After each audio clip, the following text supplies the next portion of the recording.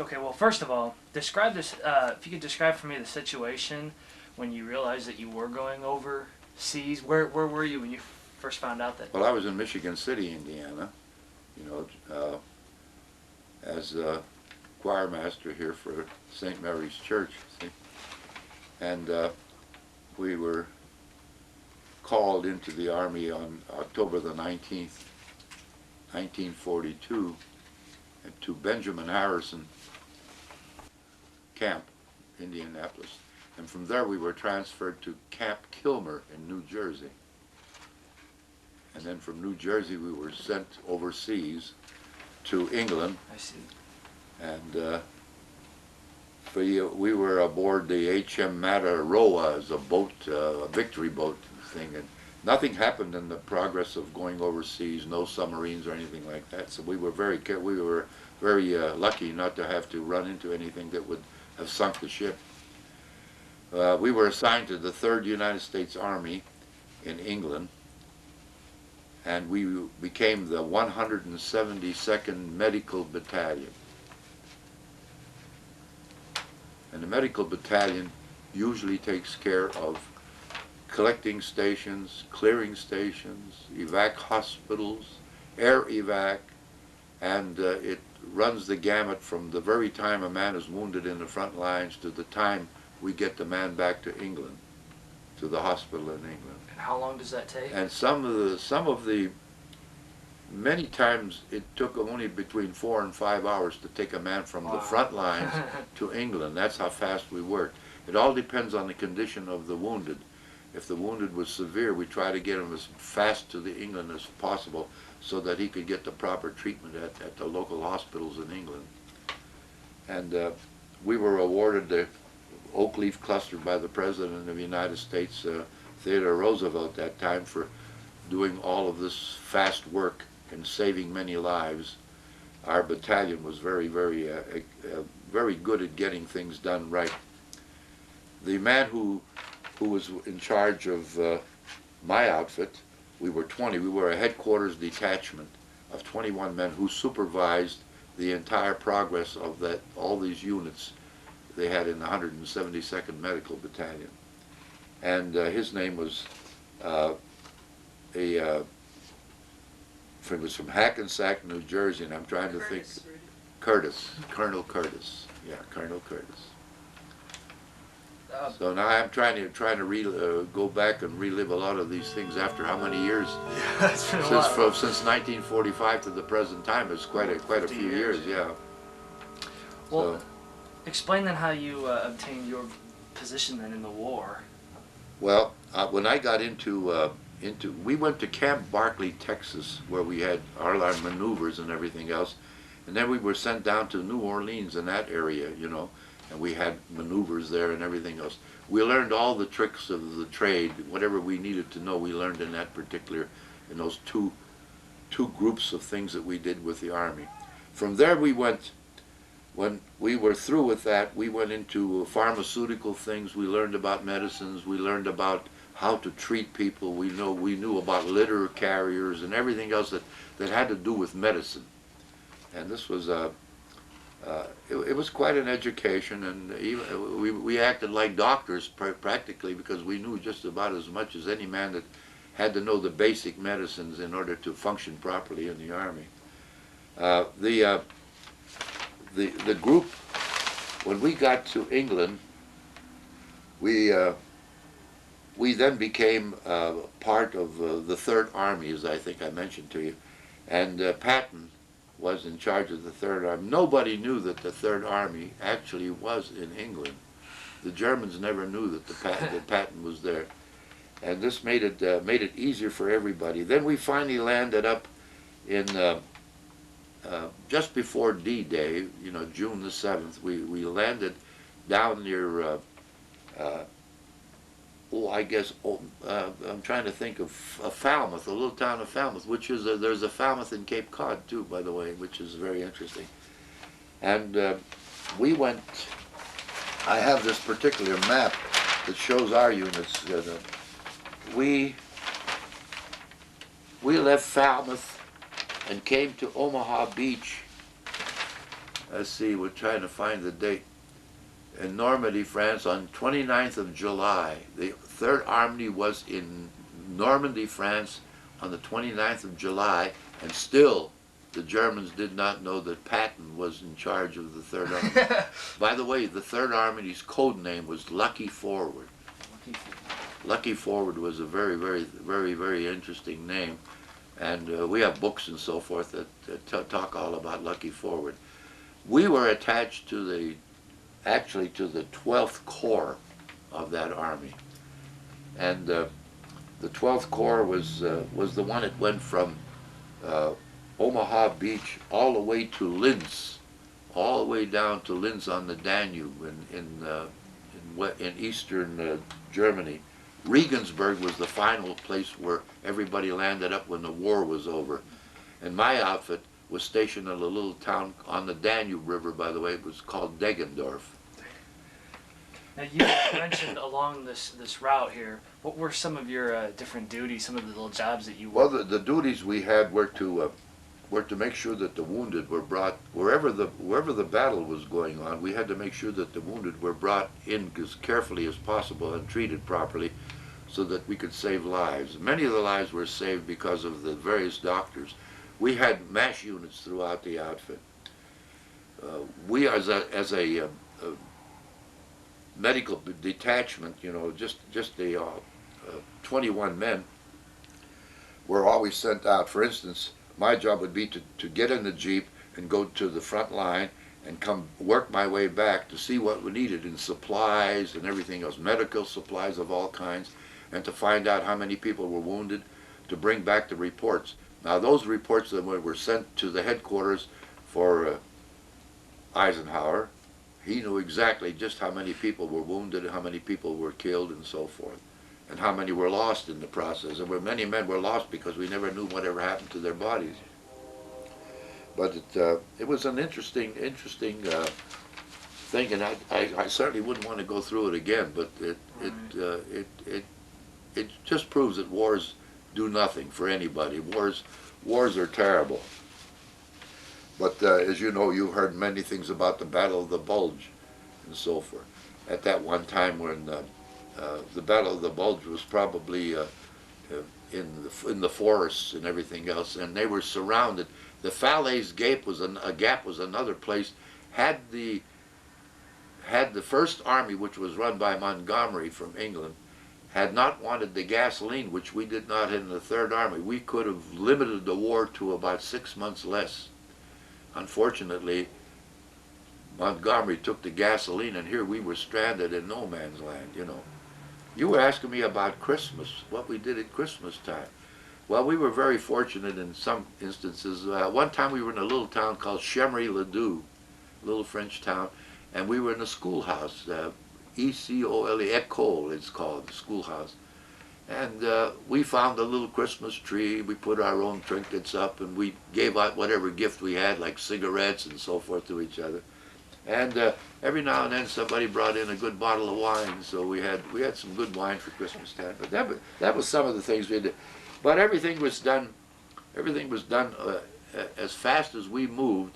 Everything was done according to Hoyle as far as our rules were concerned about medicine. So we got to Luxembourg and places like that. We went through Metz, which was surrounded by the Americans, and finally they gave up and we went forward. But Patton moved so fast. I think I mentioned to you that the 12th Corps was the fastest in 30 days. I think in 30 days we traveled, I don't know how many hundreds of miles.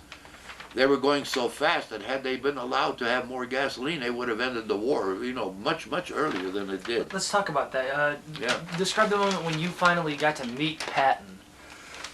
We got to meet Patton at Nancy, which became a headquarters in France. Nancy became a very big headquarters. The reason I got to meet Patton there was accidental, actually. He didn't want to meet me, that's for sure. But the point is, I had to go to this particular station in Nancy to pick up maps. The map organization that ran all the maps for Germany were stationed there, and all our units throughout the entire Third Army would come to Nancy to pick up their maps so they knew exactly where the front line was, you see. And we had to know that all the time. And in Nancy, on the board, on a big blackboard, board was the entire map of the entire German thing and the progress, and Patton used to be there to see that. So when we were there in Patton, Patton came in one day, and I happened to be there picking up maps. He said, "Where are you from, son?" You know, and I told him from Indiana. He said, "Good, good. What outfit?" I told him the 177. "Okay, make sure the boys are taken care of." And that was it. The next time I saw Patton was at Remagen, at the Rhine, when they crossed over. He came up, and all kidding aside, he came up and he hated the idea of the Rhine, and he urinated in the Rhine, and we took a picture of that. But we lost the picture. Somebody stole the picture, so I never did get the picture back. But that's an instance of what kind of a man he was. And he had more guts than any person I've ever seen. He wasn't afraid. He came in with his 2 pistols, pearl-handled pistols, and a shining helmet and everything. Boy, he was immaculate. Necktie and everything else. He stood up in the Jeep, and everybody, boy, they separated when he came. They made sure that he got through real fast. Anyway, he was a great general, and it just unfortunate that he died in that accident, you know, on the Autobahn. But we went through many little towns. We got into a town of Bayreuth, by the way, Bayreuth, B-A-Y-R-E-U-T-H. I imagine you Bayreuth. But Bayreuth was the home of Richard Wagner, the great opera writer, you know. That whole town was bombed all around except the hall where the operas were held. It was an amazing thing. They saved that hall, and it's still today the way it was before. But everything else in that town was just leveled because of the Air Force. That's how good the Air Force was, by the way. So while you were overseas then and going through these different towns, what seems to stand out? Well, I think the people themselves, the French people, were very kind. They wanted the war to end as fast as possible. And I remember walking into a bakery and getting some French bread one time, and they wanted to know, how was the war going? Well, we told them whatever we could. But we had to keep our mouth shut because we didn't want to give away anything. We never knew how many spies there were in the France. Germans had infiltrated into France, and many of them were dressed as they spoke very good French and everything else, but they were spies.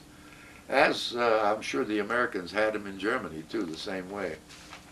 But there was a lot we got into the Ruhr, which is quite a section of Germany, and the Germans surrendered in many places in the Ruhr. Little towns like Butlar, Herbstein, Neuhaus, Wilsdorf, Prieseth, Neyberg, Buttelburn, Oppenheim. These are all little towns that came in there. And these were towns with a population maybe of 8,000, 7,000, 6,000, very small towns, but beautiful towns.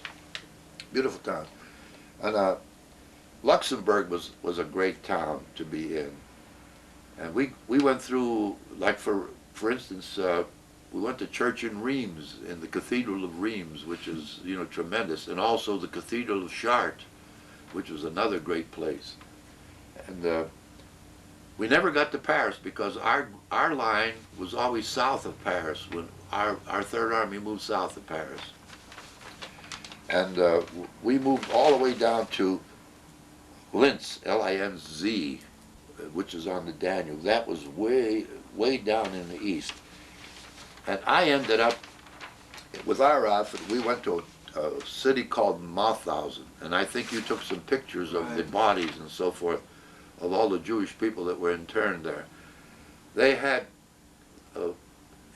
just dug out big alleys of dirt. They dug it out and they piled these bodies into this thing and then put something over them and then just and covered them up and buried them.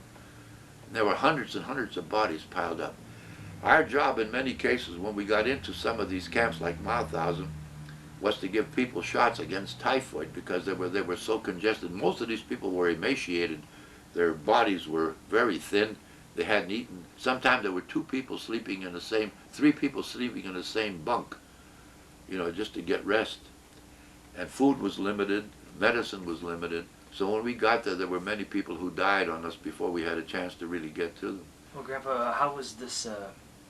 Did this give you like any nightmares seeing some of these scenes? Well, there were many nights when your mind was wandering back to all these poor people that you saw, and you thought to yourself, "My God, how can you be so terrible against humanity?" And the Nazis could care less. They were out to annihilate every Jew and the Jewish people in Poland alone. There were close to 3 million people that were annihilated, thrown out. And no matter where you went, you saw people being persecuted because they were Germans, and they had to wear a brassard of something showing that they were Germans. And they weren't Germans but Jewish. But they tried to annihilate the entire race. And to this day, there are a lot of people that still believe that never happened, which is almost ridiculous when you think about it. But if you were in the army during the Second World War, you can rest assured that there are a lot of people who still remember it. And like myself, at my age, at 83, I look back and I think about those things, and I try to forget them because there were many things that disturbed the mind. So. Anyway, this is the way it happened, and traveling around in foreign territory for several years, you obviously went through many towns. What was it like when all these people came up and spoke different foreign languages? Did you sometimes feel lost? It was very hard. We used to have every time we had our own kitchen. Our 21 men had our own kitchen. We had our own stove and all our equipment and so forth, because we moved so fast that we had no time to align ourselves to other companies that gave food, that had mess halls. And occasionally when we were on the road, we would get to a mess hall of somebody else if we were away from our particular unit. But we have a lot of these French children used to come up with little pots and pans and want everything was left over, Well, although you can just see 21 men, when they saw these kids, they look hungry, they give half of their food away, But these kids used to come around every day, and when our fellows, for instance, we were paid by francs, with francs. Well, when these kids came around, we gave each kid a franc or so forth. Hey, boy, that was a big deal, because they could go home and show that they had money. And we gave them chewing gum. If we had any time we had any fruit, once in a while we'd get an orange or something. We'd give it to the kids. We never ate it ourselves. But or any of our rations that we had, there were many rations. The fellows didn't like the cheese in there, so we used to give these cans of cheese. And sometimes there were bacon. There were five. It was called a 5-in-1 ration. You had bacon and so forth, beans, beans galore, But all of these things, we get tired of eating them because it became. But it was necessary to have, and we would give it to the kids. Let's talking about the mail system. How often did you write letters? How often did you receive? Well, you could write letters as much as you wanted, and you had these small abbreviated full forms that were photographed, and those were sent out. The mail would come in maybe about every 3 weeks or every 4 weeks. You'd get the mail. If you had to wait till it caught up with you, because we were moving so fast that it probably was way back. The mail came usually through Cherbourg, which was in the northern part of Normandy, And Cherbourg was sort of a drop-off place for everything that came out of England. All the equipment and stuff would come into Cherbourg, and then it would come down through Avranches and through the. By the way, I was going to say Saint-Lô, L-O, Saint-Lô. That's Saint-Lô. I always think of it. In our map here, Saint-Lô was a breakthrough, and we went through. The army broke through against the Germans, and then that's when we began progressing forward with the Third Army. And the Third Army moved so fast after that, it was just unbelievable. But our medical groups were all scattered throughout. Our 172nd Medical Battalion, we had ambulances. There were usually about 30 ambulances to a unit. And many times, I'll give you an example. When the Battle of the Bulge, before the Battle of the Bulge started, Before they were surrounded, our ambulances had gone up and picked the wounded and come out of there 1 hour before they were, and otherwise we would have been caught in the bulge too. Right. But we came down with that. One of the jobs I had was when we had so many, for instance, we had a lot of wounded people, we had to find some way of transporting them back to, let's say, to Cherbourg or places where they would be on a boat. You couldn't have air evac because there weren't enough airplanes to take them back. So we would find some train with boxcars, and we would load the boxcars up with wounded and have people, medical men in there taking care of these people, and we'd run that railroad. We'd run the railroad sometimes. So I remember riding in the back on so-called caboose, you know, at the back, watching everything else. It was an interesting way of bringing the wounded to out of the fighting area into a place where they could be well taken care of. See. We talked about, I had asked you describing some of your fondest moments. Could you describe maybe some of the scarier moments during your participation? Well, one of the scarier moments I can remember, we were very close to the front line. We had gone in there to see what we needed from medical supplies, and my Jeep ran out of water. It needed water, and we had canvas buckets in the back, you know, in the Jeep. So I took the canvas down and went down to a creek to fill it up, and I turned around and there were two Germans with guns standing there just pointing their guns at me. Well, I thought, well, here is, you know, they're going to capture me. When I said, I said, was los, you know, what is going on? And they said, surrender. They dropped their guns and they surrendered. So they surrendered to me, so my heart took about 2 beats, you know, faster. But when I found out they surrendered, I felt pretty good, you know. So. Do you remember where this was at? What time? This was sometime somewhere in the Ruhr Valley, which was a big valley.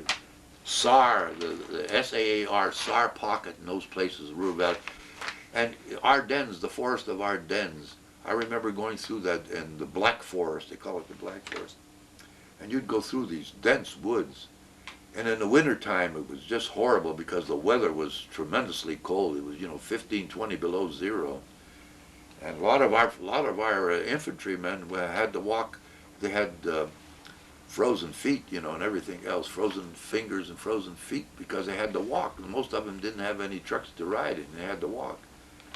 So we had a lot of problems during the war as far as medicine was concerned. But that's about the general thing. But Mauthausen, I think, was the most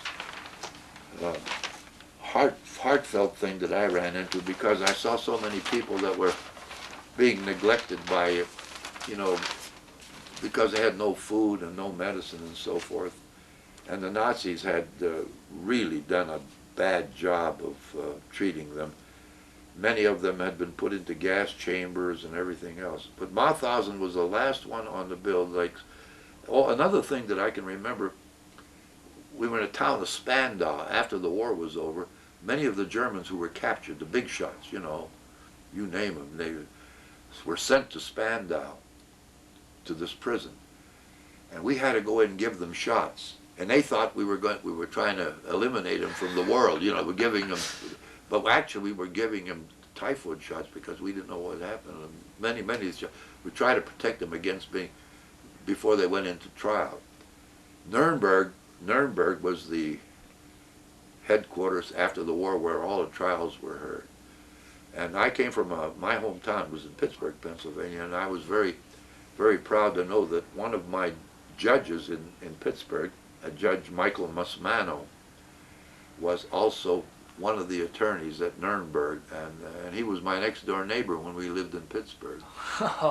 And his nephew and I had played football together in high school and so forth, so we knew him. And I remember the Cathedral of Pitt University was built, and I could remember that every now and then he would give us tickets to Forbes Field so we could watch the games, you know. And whenever he moved to Harrisburg, he went to Harrisburg for the state, became a judge of the state. We had no more passes to go to the games, so we used to go into the Cathedral of Learning, go up on the roof, and with binoculars we'd watch the Forbes Field down there with binoculars, watch all the baseball games and so forth. Anyway, there was a lot of things going on. There was a lot of activity in the war. There were USOs were very, very good. They brought in all the entertainment and everything else, and there were times when you had a little breather. You know, you were away from everything, but most of the time you had your self working real hard trying to do it. I remember one time there were two of us, the colonel and I. We were supposed to go to a certain place, and it was pretty far and it got dark, so we decided to pitch a tent and just sleep. While we were so tired that the whole 4th Army Division went by us and we never heard the tractors. That's how tired we were. We hadn't slept for almost 36 hours. And so these are the kind of things that happen. These are the hardships that you ran into. Yeah, is there anything else you feel like I should know about the living conditions while you were traveling? Well, the French had tremendous, the living conditions were very poor. If they had a farm where they would raise their own vegetables and so forth, that was fine. I give you an example. I asked the man if he had any corn in the field, and he couldn't understand corn. But whenever he finally said, "Oh, you mean maize?" And maize was corn, see. And I said, "Do you go fishing around here anywhere?" And he said, "Oh yes, I go fishing." I said, "Would you like to go?" I said, "Yes, I'll go with you." So he says, "I'll see you tomorrow morning." So I went with him. He had no fishing pole, and I asked him, "Where's pole?" "Oh, you don't need the pole." He got in, pulled his pants up, got up to his knees, went into the creek, and he felt underneath the edge of the thing, and he'd grab the fish and bring it out like this, and we caught the fish by hand. That's something that I never saw before, so those are some of the nicer things that happened, So in what way do you think the war changed you overall as a person? Well, I think you began to realize that you had to love your neighbor more and more so, regardless of whether he was black, white, Jewish, Catholic, Protestant, whatever he was. You had to love him. Otherwise, wars would continue because there's hatred. Right now, we're having problems with the Israelites and the PLO, and that should be settled. Unless the PLO, for instance, are given the right to do what they want, the war is going to go on constantly there. And I think that many people know that, and many people have talked about it. So the Israelites and the PLO better get together one of these days. They're going to annihilate each other, There's a constant war there, you see. And we could eliminate that. There were a lot of things that happened. There are little wee fractions like Korea. Korea was bad, which fortunately for me, I didn't have to go to Korea, but the people who fought in Korea really had a hard time, even worse than the ones we had in the Second World War. Was it rather difficult without seeing your family members while you were? Oh, yeah, sure, you miss your family. When you're gone for, I was gone, from 42 to 45, that's 3 years. When you're away 3 years, you get pretty darn edgy about everything else. And you try to use your time that's valuable to somebody else, because once you begin helping people, then you have to realize that you have to continue to help them. Otherwise, you're never going to get the war over with. When the war finally ended, there was a lot of rejoicing. I happened to be on the Riviera. I had rest leave, and they sent me down. A friend of mine was a B-25 pilot, and he took us in his plane and flew us down to Nice in France. And while we were there, the war ended. And you have never seen so many flowers in your life as these people just come out and threw flowers all over the thing. It was just an amazing thing. And that time, by the way, while I was there, I had a very, very nice experience. The Glenn Miller band, when Glenn Miller died, he was lost overseas, crossing the channel. But I had a chance to play piano with the what do you call them, the Glenn Miller band. They invited all piano players that were in the hall that time to come up and play one number, So it was a nice treat. Do you remember the number you played? Oh, no, I don't remember. Glenn Miller. Glenn Miller, yeah, Glenn Miller's band, and they were in the Air Corps. They were hotels for the Air Corps. There were hotels for the Army, and there were hotels for the medical and so forth. All in Nice, right on the main promenade, It's a beautiful little city, Nice. By the way, the beach we have in Michigan City is twice as nice as the beach in Nice, because all they had over there were stones and so forth, and pebbles in there. And we have all these singing sands here, you know. So. I also recall you saying something about the Danube. People called it the Blue Danube. Well, the Blue Danube is about the dirtiest river I've ever seen. It is muddy. But if it was blue, they must have thrown some dye into it, because it certainly wasn't blue when we were there. We ended up in a chalet on the hillside, by the way, overlooking the Danube when the war was ended in Deggendorf. And I think I mentioned you the Deggendorf little town. And over across the Danube was a prison camp for Germans, all the Germans. And at night they would have their bonfires going, and they sang all these German songs. You could hear the music coming up from the Danube. It was very impressive. There were a lot of good Germans, but there were a lot of nasty Germans, you know, especially the SS, you know, these people who were cutthroats. They hated anything that was Jewish. They hated everything that was Jewish. And they wouldn't tolerate anybody that even spoke Jewish, you know. In your units, you had mentioned earlier that it was really tough. You get kind of edgy about being away from your family for so long. What sort of things did you and your fellow men do to sort of take your mind off of a lot of the fighting? Well, I play piano, you know, and in my outfit, I was giving lessons to most of the fellas in my. I think about 7 of them were taking lessons from me in our outfit. And you want to know something funny? You know, we'd come into a town. We had 2 6x6s which carried a lot of our things, trucks, and we would put our stove and thing and everything else in one of those trucks. And when we come into a town where we found a nice piano, we would put that on the thing, you know. And the old piano that was out of tune, we would dump over the hill somewhere. And so almost every time we found a good piano, we must have had about 6 or 7 pianos in the time we were overseas. And we never tuned them. We just picked up a new piano, threw the old one away, you know. But it was an amazing thing. But we kept ourselves busy with music and so forth, and a lot of card play. You know how armies, they play cards all the time, and half of the guys didn't have any money, so they'd lose whatever they had. They would lose in the thing, and then they'd borrow from the fellow who they lost to, you know. So, but you had nowhere to spend the money. You had nowhere to spend the money. But when the war was over, we were sent to Marseille to camps, and all the camps that were there were named after the cigarette people, like Lucky Strike's Camel, you know, and so forth. Chesterfield camp, you know, people were smoking mad. You know, during the war, they smoked 2 packs a day, you know, and they didn't realize how bad it was, you know, but they were smoking. Anyway, in Marseille, they would, you had to have so many points to get out of the army. 90 points would get you a chance to go back home. If you had a Bronze Star, Silver Star, you did something meritorious, you know, you were allowed to get so many points for that, and that was all added on your particular name. And after you got 90 points, then you were allowed to go home. So yeah, let's talk. But if you could mention some of the awards that you did receive. Well, I received 2 Bronze Stars. That was about it.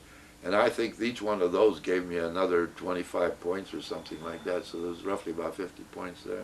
Could you describe some of the interesting things that you found while you were overseas? Yeah. Well, one of the things I found, we drove into a place near Czechoslovakia when we were getting down to Linz. I was telling you this town of Linz. We got into this little town, I don't remember the name of it, but in a distance, the colonel and I were driving in a Jeep, and we saw this huge pile of something in front of us. And we got up to the thing, and there was the Hohner people, the accordion people that made Hohners, and they were piling these up to burn them because they wanted to use the place, the factory, where they wanted that to store ammunition and so forth. The war was still going on.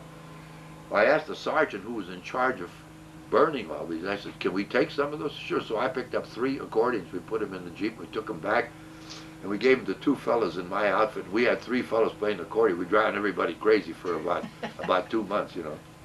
But all of those were some of the nice things that happened. We got into Dresden, where they made china, and unfortunately we couldn't get anything to send. We would like to have sent china home. You know, some china home to our girlfriends. At that time, I was not married, you know. But it was wonderful that the things that we could bring back. I sent back a violin, by the way, which I found in the rubble, and my granddaughter has the violin now. And music, I brought back tremendous amount of music. Bach, Beethoven, Schubert, you know, you name it. And anything you wanted in book form. Many of these books, when places were bombed, these were scattered around. You just picked them up, you know. So, but you think some good beer too over there. the beer was great, and you had, you know, big steins, you know, big steins of beer. I remember if you weren't a beer drinker and then you filled one of those steins, you could barely get up out of your seat because it was such potent stuff. when you were finally able to return home and you're on the trip going back overseas, must have felt pretty nice. I'll bet. It was very nice. Yeah, we ended up pulling into the Hudson River in New York, you know. And then from there I was sent back to Indiana, where we were mustered out in Indiana. I remember that, with my duffel bag and everything I had in it, you know. It was an amazing 3 years, but I wouldn't want to waste those 3 years just being in a war from now on. So I can sympathize with any country that's having a war, because if they think it's glorious to be fighting, I think they're crazy. The best thing is to have peace. And to have peace, you have to have people who get along with other people, and that's what the world needs today. I think probably the greatest fault we have today is that some of our people don't even know who their neighbors are, you know, and that's terrible. How did the nation appear any different to you once you finally got back after the war? When we came back, everything was an upheaval, you know, everything was being changed. And I can remember before the war, I could walk into a restaurant for $5 I would get a meal ticket that was good for 3 meals a day for the entire week for $5. And salaries before the war, you would get salaries at $10, $12 a month, and that was big money, you know. And when we came back, everything started to change, and progress was moving on, and salaries became higher. Everything was changing, you know. And it got to the point where we were moving so fast that there was no slowing up, you know, and it just got worse. And even today, we're inflated to the point. The car that I bought before the war, I paid for an Oldsmobile, an 8-cylinder Oldsmobile, $1,250 for the car.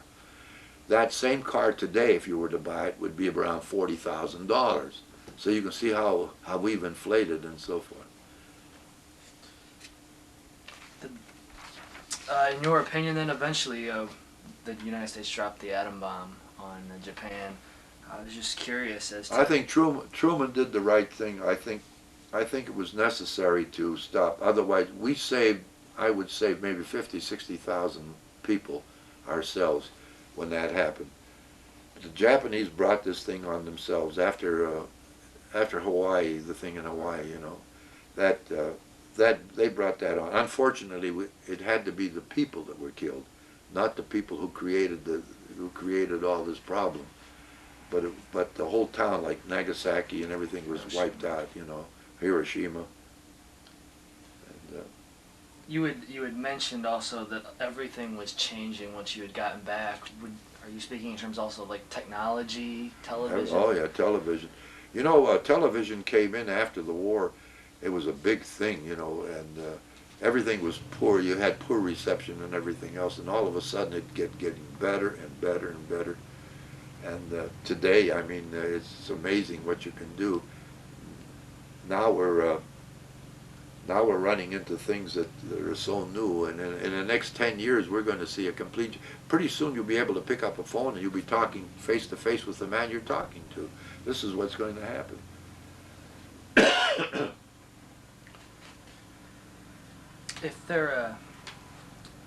So is there any other information you feel would be sort of valuable to know as far as concerning your experiences over the war?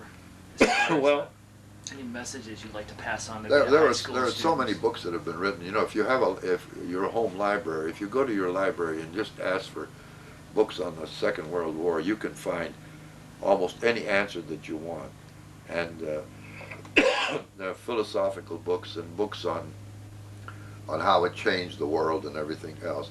Each war changes the world, I think. The First World War changed a lot of things too. The only thing we had was radio in those days. All of a sudden we had the Second World War, we brought about television. So all of these things, you can see the changes as they go. Today, one of the big things we have is internet. We can go anywhere in the world on internet. You know, you can see the progress that we're making. By the way, medicine. During the war, all we had was sulfa drugs. And then all of a sudden somebody found penicillin, and that saved a lot of lives. So all we had was, we eliminated sulfa, went to penicillin. But then penicillin, some people could not absorb penicillin. It was detrimental to them. Others, it helped them tremendously. And today you have medicines, I mean, and if you're an aged person like myself, you may be taking 3, 4, 6 pills a day for various things. You know, Coumadin, stuff for blood treatment, you may take for high blood pressure, you got medicines for everything today. And we're increasing. And surgery, by the way, surgery today is done with laser beams and things of that nature that you never did before. The advancement in medicine is tremendous. Well, thank you very much, Grandpa. Yeah. This has been very informative. You're welcome, Robbie. A lot of great stuff. Yeah. Thank you for your time, and you'll be able to... Yeah. Well, I'm glad you're going to Purdue because it's a great school, and now that your brother is a freshman, my goodness, Yeah. your whole family, you know, your dad and mother are both graduates of Purdue, and you're going to be graduating pretty soon this year. I wish you a lot of luck, and I hope you get what you want.